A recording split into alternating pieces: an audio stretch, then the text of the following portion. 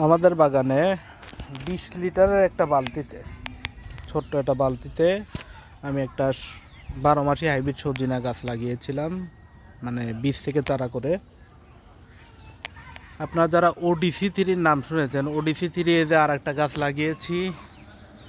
এখন পর্যন্ত এবছর অনেক ফুল আসছিল, একটা ফুলও টিকে নাই, সব ঝরে পড়ে গেছে। ঠিক ভিয়েতনামের একটা ভ্যারাইটি আমি একটা লাগাইছি, দেখেন আপনারা দেখেন কি পরিমাণ সজনা আসছে, ভালো জাত এটাই। এই জন্য এই সজনেগুলা এবার আমি ফেলবো না, আমার বাগানের চারা, মানে বাগানের জায়গায় লাগানোর জন্য আরও অনেকগুলো চারা করব। দেখুন এই গাছের বয়স 1 বছর। অনেক জায়গায় শুনবেন 7-8 মাসে ফলন চলে আসবে, এটা চলে আসবে, এত ফলন এত ফলন। আসলে আপনার জাতটা নেওয়ার সময় একটু সচেতন থাকবেন। আমি বলে দিই, এটা ভিয়েতনামি একটা জাত, কিন্তু জাতের নামটা কি এটা জানা নাই আমার।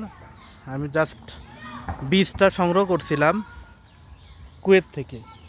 তে কুয়েতে যে জায়গায় বীজটা সংগ্রহ করছি, উনি একটা বীজের প্যাকেট নিয়ে আসছিল। সেই বীজটা ছিল ভিয়েতনামি একটা সিড কোম্পানির বীজ।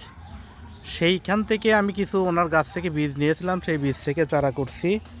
মাশাআল্লাহ, এখানে দেখেন কি পরিমাণ সাজানো হয়েছে বালতিতে। পরীক্ষামূলকভাবে যারা ছাদ বাগানি আছেন, তারা সাজনা ফলাতে চাইলে আপনারা এই জাতটা কোনো জায়গা থেকে সংগ্রহ করে আপনারা করতে পারেন। দেখেন আমি মাটিতেও কিছু লাগিয়েছিলাম, আমি আমার মাটির গাছগুলো একটু দেখাচ্ছি। আমার আর এক বাগানে সেখানে কি পরিমাণ সজনা হয়েছে আমি একটু দেখাচ্ছি। দেখুন এই একটা গাছ, এই যে সজনা, এই দেখেন এখানে সজনা। এই গাছটা বিভিন্ন মানে শাকসবজির গাছ আমি বাগানে সময় দিতে না পারা, এখানে প্রচুর পরিমাণে লতা পাতা উঠে ভরে গেছে। আমি একটু দূর থেকে দেখাই, তাহলে বুঝতে পারবেন। দেখেন কি পরিমাণ সজনা।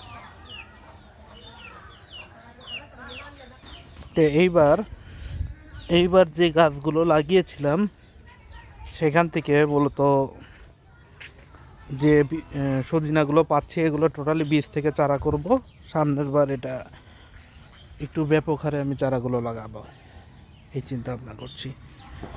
তো ধন্যবাদ, ভালো থাকবেন। আপনারা যখনই সজনা চাষ করেন, অন্তত পক্ষে জাতটা শিওর হয়ে তারপরে গাছটা রোপণ করবেন।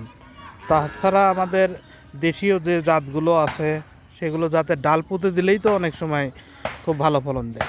কিন্তু যারা আসলে বাণিজ্যিক উদ্দেশ্যে চাষ করেন, হাইব্রিড যারা করবেন, তারা অবশ্যই জাতের বিষয়টা শিওর হয়ে তারপর আপনারা বীজ দিবেন। ধন্যবাদ, ভালো থাকবেন।